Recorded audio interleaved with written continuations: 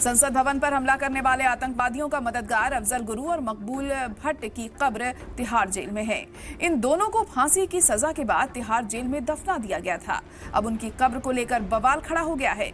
हिंदूवादी संस्था विश्व वैदिक सनातन संघ ने दिल्ली हाई कोर्ट में एक याचिका दाखिल करके इन कब्रों को कहीं गुप्त स्थान पर शिफ्ट करने की मांग की है। हालांकि कोर्ट ने इस याचिका पर सुनवाई करने से इनकार कर दिया।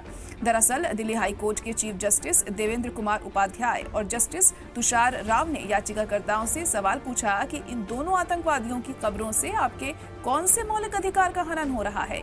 इस पर याचिकाकर्ता ने कोर्ट में तर्क दिया कि ऐसा कोई कानून नहीं है कि जेल में किसी की कब्र बनाई जाए। इस पर कोर्ट ने साफ कहा कि जेल जनता की जगह नहीं है बल्कि सरकार की संपत्ति है। कोर्ट ने यह भी कहा कि इन आतंकवादियों को अधिकारियों की राय से जेल में दफन किया गया था। वहीं दिल्ली हाई कोर्ट ने कहा कि ये मामला साल 2013 का है और हम साल 2025 में हैं। कोर्ट ने आगे कहा कि हमें किसी के अंतिम संस्कार का सम्मान करना चाहिए। गौरतलब है कि प्रशासन और सरकार ने इन आतंकवादियों की फांसी के बाद इनके शवों को इनके परिजनों को सौंपने की बजाय तिहाड़ जेल में ही दफन कर दिया था।